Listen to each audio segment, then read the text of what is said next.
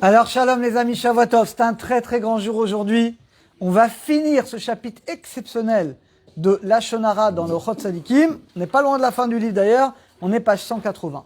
On a vu dans le dernier cours quelque chose d'exceptionnel. Le Baal Lashon Hara, il ressemble à la mouche. Cette chose, les amis, il faut le graver dans notre cœur, c'est extraordinaire. Dès que vous voyez vous entendez quelqu'un qui dit Lashon Hara, vous allez le voir. Tu sais, tu ressembles à une mouche. Quoi? Il faut dire sur le Chot Tzadikim. La mouche, elle se pose toujours sur quelque chose qui sent mauvais, quelque chose qui a pourri, quelque chose qui est dégoûtant.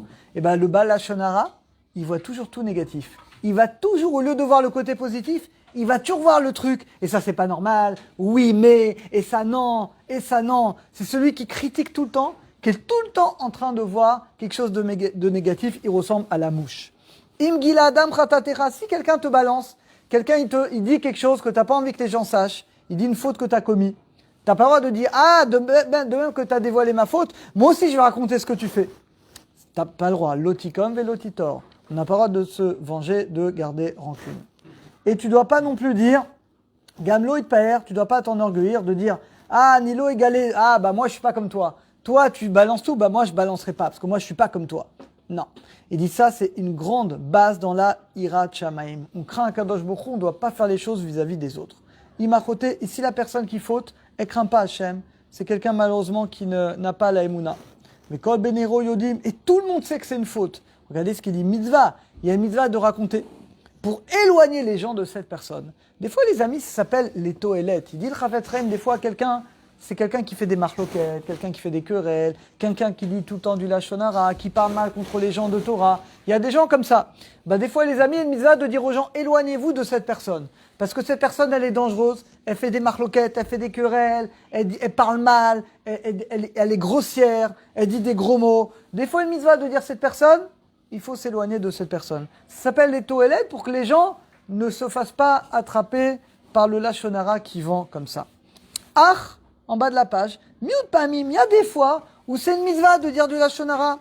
Par exemple, Shnei Rechaim, deux Rechaim qui sont ensemble, qui font du mal. Mouta les galottes. J'ai le droit de dire du Lashon Hara pour qu'un va haïr l'autre et pour qu'ils s'embrouillent entre eux et qu'ils arrêtent tout ce qu'ils font de mal.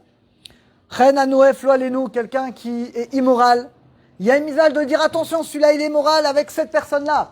Pour les faire tomber, les empêcher de fauter et finalement que les gens se rendent compte que lo alenu, ce sont des gens qui sont dangereux. Des fois, pour protéger quelqu'un, tu sais que quelqu'un, c'est un voleur. Il veut s'associer avec lui. Mais surtout pas, c'est un voleur, etc. Donc, des fois, il y a une mitzvah de dire du Lashon Hara, les toélettes, ça s'appelle. Il faut remplir des conditions pour protéger la personne d'un dommage éventuel.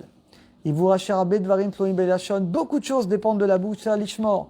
Il faut garder beaucoup notre bouche. Comme il dit David Ameler, Netzon Lashon Hara méga, garde ta bouche du mal. Et là, il y a un massé qui est très beau, que vous connaissez, qui ramenait beaucoup dans Chafetz Chaim. Il y a une fois un homme qui criait dans la rue, qui veut le vaccin? Qui veut le vaccin? Qui veut un élixir de vie? Qui guérit de toute la maladie, le virus, la corona, tout ce que vous voulez, et était sûr de vivre jusqu'à 120 ans en bonne santé. Qui veut? Tout le monde courait. Baokololam, tout le monde est venu, dit, moi, je te l'achète. Il a ouvert un livre de Télim, il a lu le verset, Mi-Yaïch Chafetz Chaim, qui est l'homme qui aime la vie, qui veut le bonheur. Oev Yamim Lirotov, il aime les jours, il voit le bonheur. Netzor Lashon Hara Mera, garde ta bouche du mal. Donc David Ameler, il dit, tu veux vivre longtemps en bonne santé? Fais attention à ta bouche. Quand Rabbi Yana, il a vu ça, il a invité ce marchand ambulant, il lui a donné de l'argent, il lui a donné à boire, à manger. Ses élèves lui ont dit, je comprends pas Rabbi Yana, une sommité. Tu connaissais pas ce pasouk? Même les enfants connaissent ce pasouk. Il lui a dit, oui, je connaissais ce pasouk. Bien entendu, je le connaissais. Mais j'ai pas compris jusqu'où il allait. C'est que les amis, tout le monde connaît ce pasouk, même les enfants. Miyaïchi Chafetz Chaim, c'est une chanson qu'on chante Shabbat. Mais on se rend pas compte. On se rend pas compte que le secret du bonheur dans ce monde et dans le monde futur, ça dépend d'une seule chose.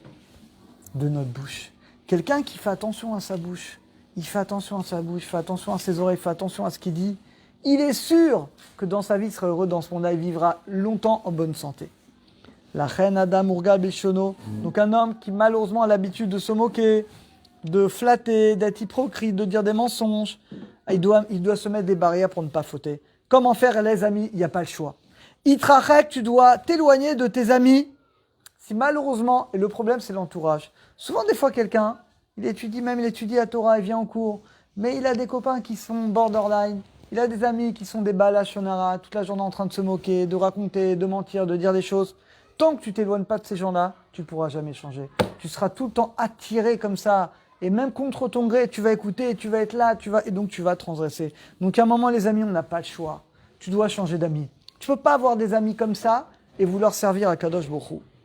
C'est-à-dire, donc il faut au contraire. Alors qu'est-ce qu'il faut faire? Vous allez dire quoi? Alors je vais m'isoler, je vais aller dans une grotte? Non! La Sokba Torah Itrabem Chassidim. Unis-toi avec des tzadikim, unis-toi avec des gens qui étudient la Torah. Fais-toi des amis de gens qui ont la crainte d'Hachem, qui font attention à leur bouche, qui disent des belles paroles. Et là, comme ça, tu pourras grandir et tu ne te rentreras pas dans le Yetzara. Tournez la page, on va finir par une histoire incroyable. Écoutez bien cette histoire. C'était le roi de Paras, le roi d'Iran. Regardez, il est tombé malade. Et les médecins lui ont dit, le seul moyen de guérir, c'est d'amener du lait de l'iode. Et là, tu pourras guérir. Alors, un serviteur, il a dit, moi, donne-moi 10 chèvres et moi, je t'amène du lait de l'iode. Le roi lui a donné les 10 chèvres. Il a été près de la fosse au lion et il a jeté une chèvre. La lionne, elle est venue, elle a mangé. Ok. Le deuxième jour, s'est rapproché un peu de la lionne. Il lui a jeté une chèvre. Il a mangé, etc. Et tous les jours, il fait comme ça. Après, il joue avec elle, il lance un jeu, et il lui lance une chèvre. Et tous les jours comme ça, il commence à apprivoiser la lionne. Et finalement, le dernier jour, il arrive à prendre le lait, il arrive à partir. Vous vous rendez compte? Alors, quand il était à la moitié du chemin, tous ses membres se sont fait la guerre pour savoir c'est grâce à qui. Les pieds, les jambes disaient, le membre le plus important, c'est moi. Parce que sans moi, t'aurais pas pu. C'est grâce à moi, c'est grâce aux jambes que tu as pu aller faire cette mission. Les mains ont dit non, c'est grâce à moi. C'est qui a trait le lait? C'est les mains. Les yeux ont dit non, tout est grâce à moi. Parce que si t'avais pas les yeux pour voir, t'aurais pas pu faire ça. Le cœur, elle a dit mais tout ça, c'est grâce à moi. Parce que le cœur, c'est lui qui donne le conseil. Sans mon conseil, t'aurais pu rien faire. Et la langue, elle a dit, la bouche, elle a dit non. Vous comprenez pas que tout est grâce à moi. Alors les langues, les membres sont moqués de la bouche, leur dit quoi? T'as pas honte? Comment tu peux, toi, te comparer à nous? Toi, la majorité du temps, t'es fermé. Et en plus, t'as un endroit obscur, c'est noir dans la bouche, c'est un endroit qui est caché, qui est noir. Et il dit, Enbo Etzem, t'as même pas d'os, t'as rien. Nous, les jambes, les mains, on a des os, des tendons. Mais toi, la bouche, t'as rien, c'est un muscle, rien du tout. Ils sont moqués de la bouche. La bouche a dit, aujourd'hui, je vais vous prouver que c'est moi le roi de tous les membres et c'est pas vous. Et qu'est-ce qui s'est passé? Donc le serviteur était avec la lait, il était voir le roi. Et la bouche a dit, voilà, je t'ai amené du lait de chêne au lieu de dire du lait de lionne. Le roi s'énerve, mais quoi? Espèce, t'es allé, je t'ai donné 10 brebis, tu m'as amené du lait de chêne, pendez-le! Et il rigole pas, on est en Iran. Donc, etc. Et les membres ont commencé à pleurer, ah, on va mourir, on va mourir. Il a dit, si je vous sauve, vous allez reconnaître, c'est moi le roi de tous les membres. Oui, d'accord, sauve-nous, sauve-nous. Alors, qu'est-ce qu'elle a dit, la bouche? Elle a dit, mais cher roi, en fait, moi, dans mon pays d'origine, une lionne, on appelle ça une chienne. Mais ce que je t'ai amené, c'est vraiment du lait de lionne. Tu peux vérifier avec tes médecins. Et ils ont vérifié. Et effectivement, c'était vraiment du lait de lionne. Et le roi, finalement, il a guéri. Et là, tous les membres ont reconnu. On dit, ah, mais non, on reconnaît. Que c'est un très, très beau machin, les amis. Que le membre qui est le plus fort chez l'homme, c'est la bouche.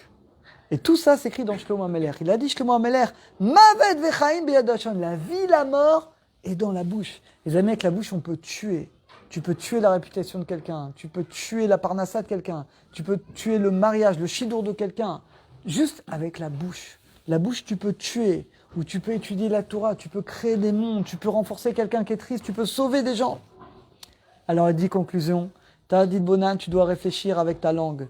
Tu dois réfléchir. Regardez ce qu'il dit. Un homme, il peut faire des millions d'avérotes avec la bouche. C'est le membre avec lequel on fait le plus de fautes. Malchinout, quelqu'un, il peut dénoncer aux autorités quelqu'un. Rechilout, il peut colporter. Letzanout, il peut se moquer. Il peut être hypocrite. Il peut mentir. Toutes ces fautes qui sont énormes, c'est comment? C'est avec la bouche. Les amis, c'est les pires des fautes, on va avec la bouche. Mais de l'autre côté, on peut faire également les plus grandes mitzvot. L'étude de la Torah, c'est la plus grande mitzvah, ça c'est avec la bouche. Dire des compliments à quelqu'un, c'est avec la bouche. Regardez, un est dans le mal, l'autre est dans le bien.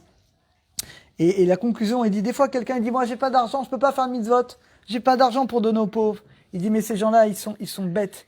Ils comprennent pas que la chose la plus grande qu'on a pour faire des mitzvot, c'est pas l'argent, c'est la bouche.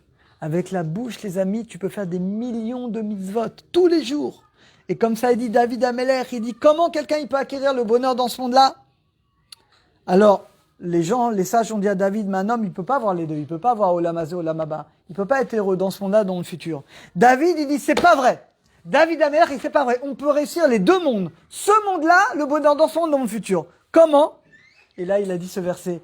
Miyaï Shechavetz Raïm. Qui est l'homme qui veut la vie dans ce monde-là, être heureux dans ce monde-là, avoir une vie agréable, et la vie dans le monde futur? Eh ben, c'est quoi le secret? Netzon leshonera meira.